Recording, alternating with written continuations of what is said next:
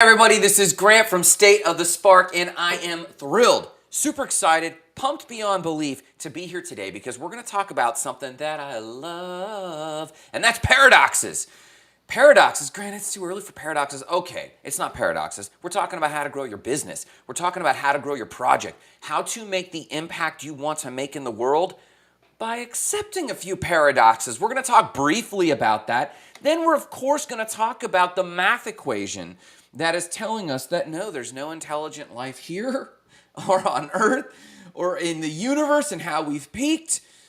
But before that, you know what we're going to do. We're going to talk about other news. We're going to talk about pre-markets. But before any of that, we're going to be talking about morning cup of gratitude. That's what we got right here. Gratitude. What are you grateful for? What are you pumped about? What gets you excited this morning? What's getting you out of bed today that you're thinking, if I accomplish it this week, I am going to be absolutely thrilled? Is it my fitness? Is it my relationships? Is it my small business and the work I love? Is it that painting I wanted to finish, that book I wanted to write? Is it that meditation I wanted to sit through? That would be vision that you could be grateful for. What are you grateful for today? Before, of course, I make you share your gratitude, I'm going to share mine. Let's start. What did I write? I'm absolutely crazy grateful for the love I have gotten on my body transformation. I posted a before and after photos / video / gallery on Instagram. Check me out, Grant Sparks or Grant Nadeau, Nieddu. Go check it out. I actually posted that transformation. I got some serious love from people for the muscles I put on, or more importantly, the fat I've dropped. Just the transformation. People love transformations. They love it. And I'm grateful for the paradox that people shout all this love for the transformation, but in the other moments that you never got love, and that's okay. The paradoxes themselves that I'm super grateful for. I'm going to share with you a paradox I got in therapy this week. Yes, therapy. Yes, therapy. Do you do therapy? I'm grateful for therapy because of the revelation I got this week from therapy. So that's what I'm grateful for. What are you grateful for? If you cannot identify something that you're grateful for and put it in the comments and make your fingertips type it and share it with somebody else, you are repressed, my friend. You are holding on to a piece of gratitude that could uplift somebody else, that could strengthen their own journey. So I encourage you, please share what you're grateful for. Ooh, let me just type that in right there. Share what you're grateful for in the comments below so I can celebrate with you. Now remember, if you know someone who needs to be encouraged, needs to be uplifted, needs to know how to better shape their thinking so that they can have a deeper impact in the world, so that they can ignite their own life of explosive significance, like, subscribe, or share this, or tag them in the comments and say, hey Stacy, hey John, I really think you need to hear what Grantonio is saying. Let's talk about other news. Remember this, tomorrow, Tuesday afternoon at 3:30, we've got the Not Crypto Bro show. Super pumped about that. Where's my live here? There we go. Super excited about that. Where's my live? Oh, there it is. Boom. I'm going to bring it up right there. So make sure you tune in tomorrow at 3:30 Eastern Standard Time so that you can actually check out what's going on with Not Crypto Bros. And if you know someone that's a super high lid, last week we had Art Malcavado. I had the pure honor of interviewing this guy who helped a business go from $200 million to $2 billion with marketing alone. He is what I call the crypto CMO. Had a great interview with him. Check that video out from last week. But if you know of someone that you want to see me interview, put it in the comments so I can actually chase them down and interview them and actually get them on the show so that you can learn more about their journey, who they are, and what they're up to. Let's talk about the math that says there's no intelligent life on Earth.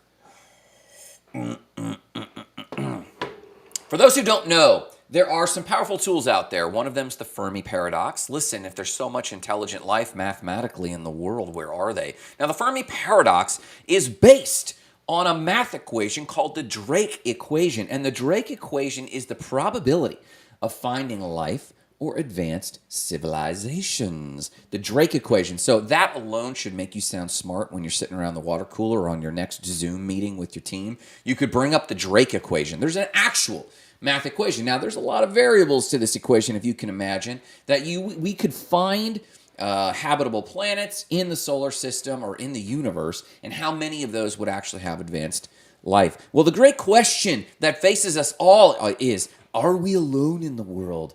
Are we alone in the universe? Well, we're definitely not alone in our hearts and our minds. Just listen to the voices in your head and how you talk to yourself. You, of course, are not alone, but you look left and right, you see other people, and if this is a hologram and we're interacting with ourselves, well, are we even alone if we're interacting with ourselves?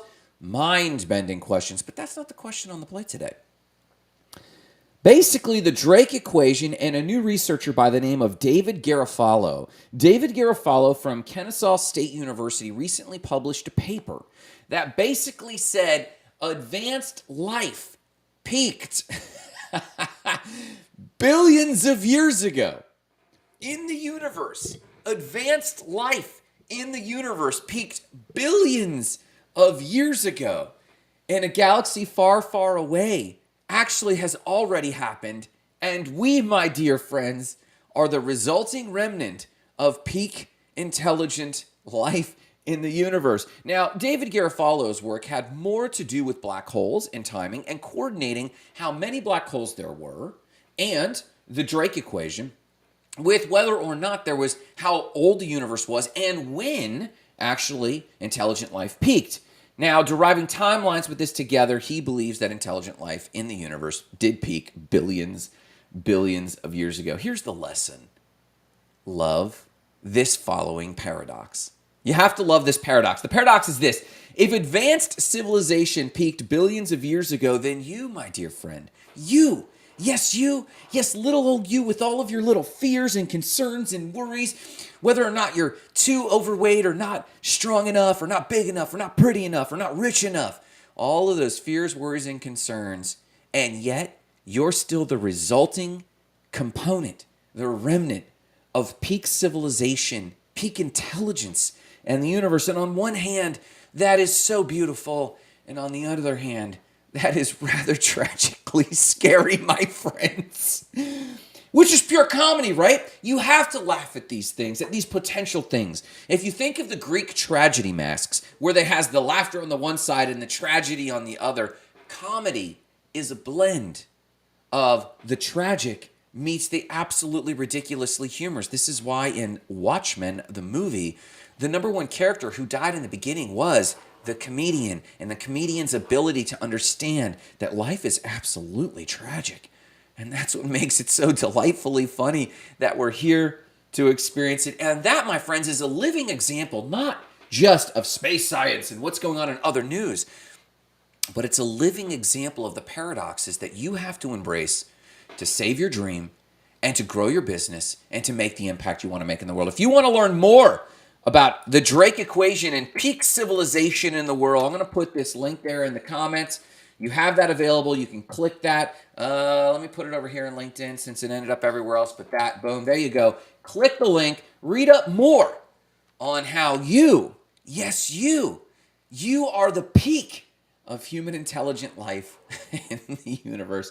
Let's talk about the markets real quick. The Dow is at 33,470. I reported last week it was 33,770.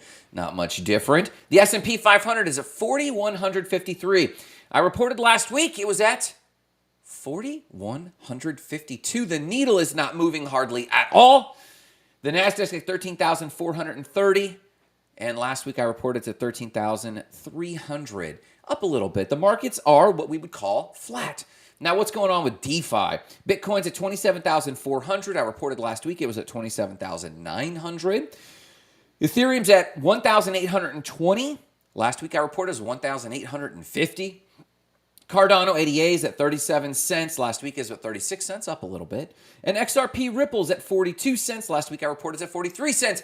You can see that the markets are nearly flat. In fact, I could probably not report on the markets for the next 4 weeks, and it would be virtually flat. Let's talk about how the future of digital payments is crypto and what Big Daddy Desantis is doing about CBDCs. Big Daddy Desantis has just ruled in the state of Florida that there will be no CBDs in my neighborhood. Yes, he has banned central bank digital currencies. Thank you. Central banking digital currencies. Basically, he's banning digital currencies, and all the headlines want you to believe that DeSantis is anti-crypto. And that would be a mistake. If you actually listen to it, DeSantis is anti-central bank. He doesn't want the Federal Reserve to be able to insist on you using their central banking digital currency, and by that, tracking its citizens. Now, you might like DeSantis, you might dislike DeSantis. I might like DeSantis, I might dislike DeSantis, depending on what he's talking about today. But on this, I would like to bring radical clarity. Governor DeSantis is not necessarily at the moment anti-crypto. He is anti-centralized bank, at least for his base, while he's brewing for an election. But does that mean there is no crypto in the state of Florida? Does that mean Bitcoin's going away? Well, pro-crypto people think that this is stifling innovation. It may not. Anti-crypto people kind of do a moderate shrug. Don't really care. But what does it mean for you? Well, listen, CBDCs or not, central banking digital currencies or not, in your local neighborhood, if those get shackled, that's really just only shackling the central bank and its ability to track your purchasing or govern your spending or creating merit-based or credit-based rewards. In some areas, they're also putting a timeline on you being able to use money. Let's say you had earned $100,000. They could actually say that next year it decreases to $90,000 because you're not using it and it's consuming. This is ultra inflation. It's worse than inflation. That would be robbery. This is a fear for people who are anti-CBDCs. Now, I myself do not necessarily ascribe to that degree of maliciousness, but many do. However, for those who are pro-crypto, for those who are anti-crypto, you must keep this in mind. Even if there are no CBDCs, even if nothing changes with your beautiful US dollar greenbacks, even your transactions in the near future will run on blockchain and crypto technologies. What I mean is this: Visa, MasterCard, pick your credit card, American Express, Discover, they're all addressing and utilizing cryptocurrencies, and they're not giving the benefit to you. Right now, you're used to paying 22% a year in interest fees to most of the credit cards. And if you're paying online, you're also paying an additional 3% or 3.5% transaction fee. That's called a convenience fee. If it were convenient, don't you think it would cost less? Cryptocurrencies, if you actually purchased them, if you had a business that had $1 million in revenue on credit cards last year, they would have paid a whopping $35,000 in transaction fees on Visa or MasterCard. $35,000. That's another part-timer. That's a tax return. That's a vacation or a bonus to your employees to love on them a little bit more. Well, more and more retail users, more and more business owners are becoming savvy that cryptocurrency is usually a fraction of that. Aside from the headlines that talk about high fees about Ethereum and Bitcoin, most cryptocurrencies often pay to the tune of 0.5% in transaction fees or less. If you are on layers like or technologies like Avalanche, systems like Avalanche, Tezos, Cardano, Solana, you often pay a fraction of these fees, nearly nothing. So if you had $1 million revenue business and it could make that $1 million happen on a cryptocurrency, you would actually be paying only about $5,000 in transaction fees compared to the $35,000 you'd be paying on Visa or MasterCard. Small business owners are knowing this and they're starting to demand this of their credit cards. So even in the near future, if you continue to use Visa, MasterCard, Stripe, you might begin to see, especially if you pressure them as small business owners, most of these technologies running on cryptocurrencies or blockchain, even though you're still only paying in dollars. This is the power of blockchain that so many of us have been harping on for so long that few of you will ever actually see, but you'll actually get the benefit of. So whether or not you like cryptocurrency doesn't matter. Your US dollars will soon be utilizing cryptocurrencies in your daily transactions, and hopefully you should insist from your credit card companies, your governors, your banks, anyone that touches your money, you should be insisting that you see that savings from 3.5% down to about 0.5% on all of your transactions. Let's talk about biz updates. I won't be long here. A lot of you want to know what's going on with our businesses, what's going on with if Grant, you're working out so much, what's going on with your business? Grant, I hear you're transitioning to becoming a training community, a training company, a company that's uplifting small business owners and founders. All that's coming. But that doesn't mean the website company's not still growing. Last week alone, we went live with 3 different websites. That means we built, developed, and went live with 3 different websites of people we know, like, and trust. Faces, influencers, people that have their personal brand of one. We're rolling them out. You might not even need a full business website, but you are a personality, a micro-influencer, a speaker, a coach, or a trainer, and we rolled 3 of those out last week alone. Super proud of that. Not a lot of real movement on real estate. Our real estate team has really been putting our brains together, our finances together. We need bigger deposits, bigger down payments, and we want to actually start agreeing on what part of the country we're going to be investing in. But that's pretty much it. Check out Spark Billing Solutions. They've been doing phenomenal things. Follow their Instagram, follow their LinkedIn. I'll try to share them as much as possible because Adam and his social media team are crushing the game. So you got to follow them. But that's pretty much what's going on. And again, we're paying attention, and we need to research this week how our very good credit scores are actually penalizing us when it comes to loans. We're going to check in more on that, and I'll give you an update when that happens. Let's talk about the 3 paradoxes you need, the 3 leadership paradoxes you need to grow your business, save your dream, and continue to impact the world. I was in therapy last week, and a topic came up. And the mechanism was this. A certain issue wasn't being discussed, wasn't talking about a certain thing that was bothering me. So in not thinking about the thing that was bothering me, the thing was getting worse. Now, why wasn't I talking about the thing? I wasn't talking about the thing because I was afraid that in talking about it, I would make the situation worse. In talking about it, I would make the situation worse. Hear this. I was afraid that in talking about a thing, I would make the situation worse. However, in not talking about it, the negative emotions about that thing were getting worse.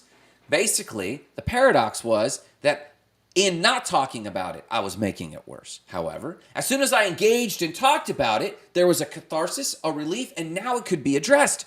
And now I could deal with it. So my very fear about the thing and not acting on the thing was making the thing actually manifest. This is how negativity manifests in the world. Similarly, the paradox is this is how positivity can manifest in the world. The paradox here is that if you encounter or engage the thing you're afraid of, you actually significantly reduce the possibility of that becoming an outcome. If you're afraid of something, if you're afraid of tackling your business and you're just procrastinating because that one sales call is scary, you're actually making the whole situation worse. If you have an angry customer and you're like, I'm just going to wait, maybe it'll resolve itself. It never does. That is a living paradox. Other paradoxes. If you're afraid of being unhealthy, overweight, if you're afraid of people seeing you with your shirt off, if you're afraid of going to the gym because stuff might jiggle around and you don't go to the gym, chances are you're going to get more jiggly. Chances are you're going to build more shame cycles in your head. Chances are you're going to shrink from the world. And in shrinking from the world, you're going to be more embarrassed. And being more embarrassed, you're going to eat worse food. And eating worse food, you're going to get worse off. The paradox is that if you avoid the thing, you're manifesting the thing. I was afraid of being unhealthy, overweight, and just being miserable. I engaged in it by taking the first supremely uncomfortable step of getting back to the gym and working on my nutrition. Going to the grocery store and paying for food, this massively interrupted my budget. It massively interrupted my morning routine. It massively interrupted sacredness that I held. I was holding a sacred cow that I wasn't going to change my morning routine. But I got the outcome I wanted. And the outcome I wanted actually made my quiet time, my sleep, my rest, my sacred time, my relationships, my work, all the better. The paradox is if something is making you miserable, you think I'm going to avoid it. And in avoiding it, the cycle and the dominoes start to fall and it makes that thing worse. But like me tackling the gym, me looking at that photo that a friend took of me, a friend took a photo of me when I was in Costa Rica and I was having a great trip. We were surfing, we were having a blast. I didn't think anything of it, but I looked at myself in this video and I was appalled at how overweight I had gotten. If you go to my Instagram and go look at my before and after photo, this was just a few months later, I was still what I would consider obese. I was still overweight and embarrassed, and I didn't like being seen without my shirt on. Now I'll just walk around the yard without my shirt on. I'll go to the beach. I'll drive around in my car and get out of the car without my shirt on because I'm now so confident. That confidence has dominoed into so many other things. The paradox is that maybe I'm safe if I hide. Maybe if I keep my shirt on, maybe if I don't go to the beach. Well, what are activities people who keep their shirt on, don't go to the beach, don't go to the gym? What are the activities they do? Well, I'll sit at home. I'll watch more Netflix. I'll eat more ice cream. And I love ice cream. That's not going away. I'll do all of these things and cringe from the world. And guess what's happened? I'm getting, in that situation, you'd be getting bigger love handles. That's the paradox. This is also going on in your business. This is also going on with your dreams. I want to travel the world more, but I'm afraid to make the changes I need to make. I'm afraid to do the money saving. I'm afraid to actually change my job. I'm afraid to just buy the airline ticket and make that statement to the world. I'm afraid of making these changes, and so I sit here and get more and more depressed about the thing I'm not doing. This is going on in your business as well. I need to make the sales calls. I need to change my homepage. I need to actually change my branding. I need to go to more appointments and just sit across from my clients and listen to them. But that would take so much work, and I'd have to actually brush my teeth, and because the life is on Zoom, I'd have to put pants on, and people would realize I haven't updated my wardrobe in so long, so I have to update my wardrobe. That sounds like so much work. Maybe it'll just take care of itself and I'll just keep doing what I've been doing. That's called entropy, my friends. So if management is simply about maintaining the resources as is, holding the system in status quo, leadership is about creating the change you believe in. And I've been on a leadership binge lately because I need to first and foremost lead myself. But I've started to realize that the more I study leadership, the less and less it sounds like management, and the more and more it sounds a little grueling. And there's some paradoxes that are coming up. But just like therapy, and not talking about something making it worse, and realizing, well, I got to talk about the thing in order to get through what's worse to make it better. That's the paradox. And just like being overweight and avoiding the gym because I hate the gym because it readily shows how unfit I am. Well, that's the paradox, because that's where you go to get fit. At least when you have downtime. At least if you can't go traipsing around the world, that's what you do. You have to. It's there for that. That's its purpose. Just like traveling the world in your business, you have to start leading yourself, but you have to do it paradoxically. A lot of people are lost in leadership. So I was thinking about this a bit more and realizing, how am I going to solve this? Well, first off, you have to start naming the paradoxes. And if you can name the paradoxes, you can engage the paradoxes. So real quick, here are the top 3 paradoxes I think you need to accept and you need to push through that will create the results you want, but don't feel like they will. And you have to engage with them, because I'm telling you, joy is on the other side of embracing paradox. And once you embrace a paradox, you realize it's not so paradoxical. That's why they're called false dichotomies. It's a false dichotomy, actually. But on this side of it, it feels like a paradox. I can't do this and this. That's a false dichotomy, but we just know them as paradoxes. But if you can engage in it and then get on the other side, you realize, oh, I can do both. I can't do my gym and still have a sacred morning time or sacred quiet time. Sure you can, but you got to push through the one resistance point and get through it. That's the law of process. And once you get on the other side of that process and you look back, you realize, I have been doing both. I can do both. But you can only have that revelation if you get through it. Let's talk about paradox number 1. To do the highest work, you have to be willing to do the lowest work. It's a paradox. So basically, if you have a vision of where your company wants to go, for example, with Spark Sites is staying in place, but we have to launch the training community. Are these different things or are they the same things? We don't know. We got to manifest that. Maybe the training community evolves and consumes the website company. Maybe they just become 2 different things. Right now, we have 2 separate entities, Spark Training LLC, State of the Spark LLC, and Spark Sites. We have 3 companies. I'm not sure which it is, but I have a vision for the community at minimum. I have a vision for that, and it has to take place. But I don't have anybody who sees that vision yet. So as much as I could get frustrated because I'm trying to manage my people, not lead. I've been trying to manage them, not lead. And in managing them, trying to get them to build this thing, and it's not happening as fast as I think it needs to happen. They're doing very good work. They're awesome people. But I realized I just got to dive in there. I know how to do this work. I need to go do this work. I need to be willing to do the lowest thing so that I can have the permission to do the highest thing, which in this case is visionary leadership. I don't get permission to do visionary leadership if I can't do the lowest level of work.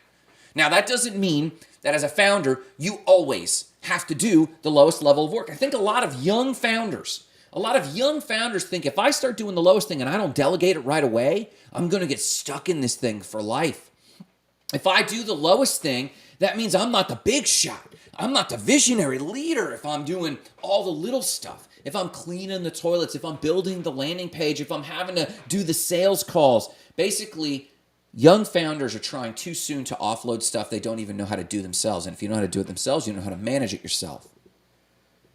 Paradox number one, you have to be willing to do the lowest work in order to qualify to do the highest work of visionary leadership.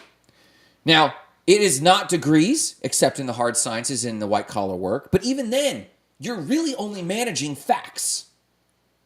You're not leading typically.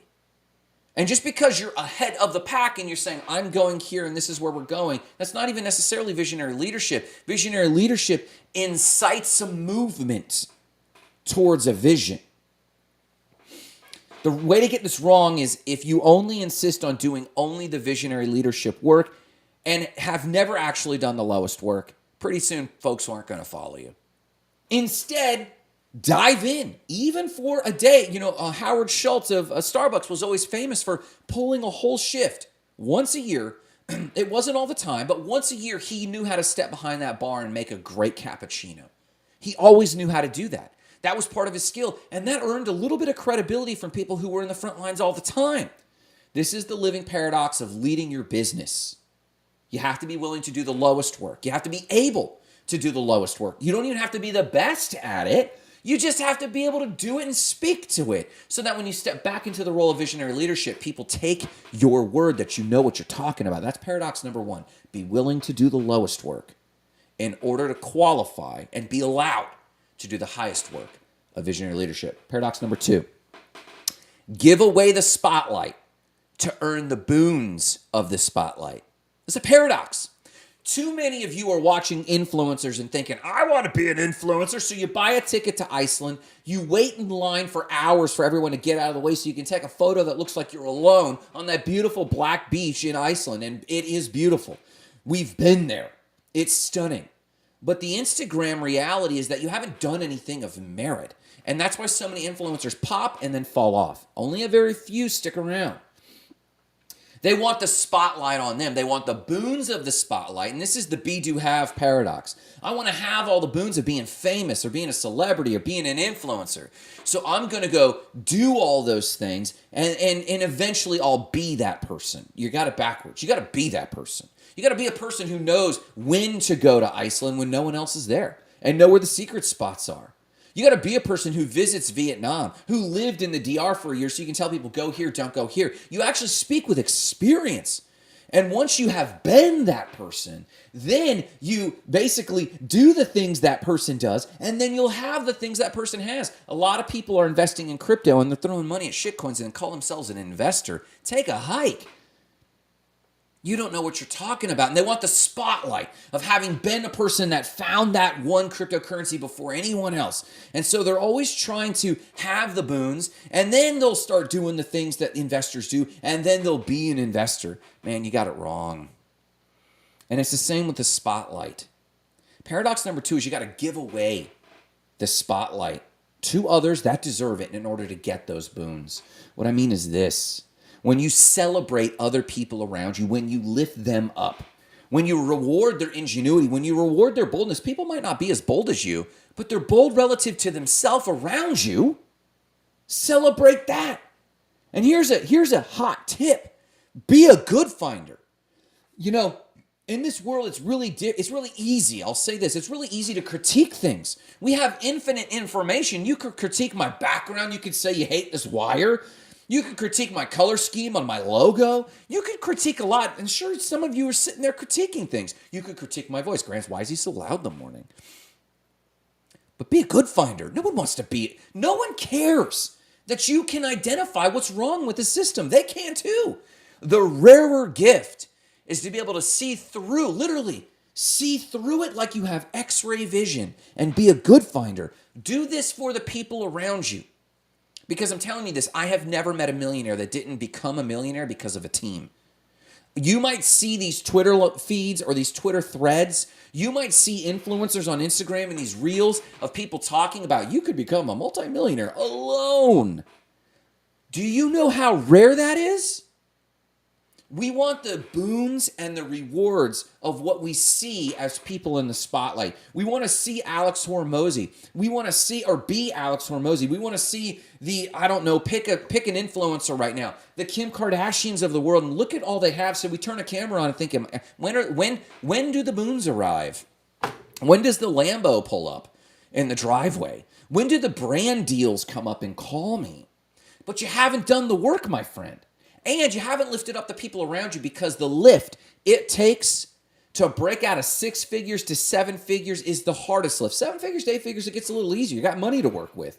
8 figures to 9 figures, it's way easier because you have a lot more money to work with. And you've learned the system. But chances are, and I'm telling you this, is lifting up other people. You want the boons of the spotlight, then give the spotlight away. Only then will you ever truly have, statistically, only then will you ever truly have a shot at the boons, the rewards, the praise, the encouragement, the hype, the gratitude directed at you. We crave it. I crave it. I crave people to encourage me. I need encouragement. It is fuel to me. I need it. But to get it, I got to give it away. Paradox number 2, give away the spotlight to receive the boons and the rewards of the spotlight. Paradox number 3. And I alluded to this from my therapy anecdote above. Run headlong into difficult conversations to reduce the likelihood of the negative outcome. Run headlong into difficult conversations to reduce and prevent the negative outcome, the feared outcome. Man, it's wrong. When you avoid difficult conversations, you are nearly guaranteeing a negative outcome. It might not be the same thing that you're fearing, but it is a guaranteed negative outcome. When you avoid difficult conversations, it can lead to problems you can't even see. When people are holding back, they're seething themselves about something else. You might be seething because you're not having the conversation. You want to see an outcome. They're seething because they don't have any catharsis either. Lead them by running headlong. So to get it wrong is to avoid the thing. To get it wrong is to shame them. To get it wrong is to browbeat them for not doing it. But there comes a point where you have to run headlong into the conversation. So how do you do this without browbeating them? Here's how I suggest you get it right. Adjust your heart so that you are truly, sincerely in an abundant place. Release. The thing you hold on to the most is the thing burning a hole in your hand. Release it. When you release the required outcome, because pretty soon, when a conversation has festered long enough, pretty soon, it's not even about the desired outcome. When you've held on to a conversation that has bothered you, you've held it and gripped it tightly, and you think, I gotta have this conversation because I need this outcome. Pretty soon, you actually don't even care about the outcome. Pretty soon, you just need a resolution. I don't even care. I don't care if you leave me. I don't even care about that anymore. I just need a resolution. Conversations can fester so much that you don't even care about the outcome. You just care about the resolution. I don't want you to be miserable in this thing. I don't want to be miserable in this thing. But can we please just talk about it so that we move it on? And if we need to move apart, like I don't even care. That's what I mean by holding on to that coal. The thing that we hold on the tightest is the thing that's burning a hole in your hand. So paradox number 3, run headlong into difficult conversations in order to prevent the feared outcome. And the feared outcome is never the thing. Let's say I want to travel and my partner's not willing to travel, or vice versa. I want to stay and my partner wants to travel and I'm avoiding that conversation. And I hold on to that conversation. I'm not going to have this conversation. I'm not going to have this conversation. And I don't have that conversation. This could spark a massive disagreement or something else, but it's actually not even about the travel. It's about how it went down. It's about how the conversations happened. It's about the timing of the thing. But we can't even have that conversation. There's going to be other negative consequences. So we need to run headlong into the conversation and say, hey, this is honestly what I need and what I don't need. And I don't know if that's going to cause you to go alone. I don't know if that's going to cause you to think I'm a wah-wah. I don't know what that's going to cause. But we've got to run headlong into the conversation. So how do you do that? Number 1, or basically not number 1. I don't have multiple points here. I suggest you adjust your heart that you're in an abundant place that says, I'm not afraid of any of the outcomes here. I'm not afraid of them. I'm ready for all of the negative outcomes I could possibly imagine. And I'm not going to hold them against you. I'm not going to hold you responsible for those negative outcomes. They're just outcomes. So run headlong, but you got to adjust your heart so that you're in an abundant place. And then if you don't even know how to start the conversation, say, hey, I don't know how to start this conversation, but it's something I've been holding on to, and I'm in a good place, and I'd like to actually talk about it if you're in a good place. The thing you're holding on to the tightest is the thing that's burning a hole in your hand. Paradox number 3, run headlong into difficult conversations to prevent the feared outcome. Because if you hold on to it, you're causing either that outcome or a worse one. Again, real quick, those 3 paradoxes are: number 1, be willing to do the lowest work to qualify for the highest work of being a visionary leader. Number 2, give away the spotlight, and the boons and the rewards of the spotlight will come back to you. They'll be yours. It's the only way. If you shut other people down, you're going to lose your team. And number 3, run headlong into difficult conversations to prevent the feared outcome and others you don't even think of yet. I'm telling you, if you can address the paradox, these are only 3 of them. There's many, many more. If you can address these paradoxes, you will be more prepared to meet your very abundant destiny by decision and not default. When you encounter the future by default, it's often a future you don't really love. But when you encounter the future by decision, by embracing these things, and quite often when we see a paradox that we cannot reconcile, we run away from it. It's only by engaging these paradoxes that you come out on the other end and realize they're not paradoxes. They're not false dichotomies. They're just different elements. And I can endure them and I can survive them. Why are we talking about this? Why am I talking about leadership and community and paradoxes and small business? Why am I talking about any of this? Because you have a dream inside of you that's bigger, and you know it, than you've been acting.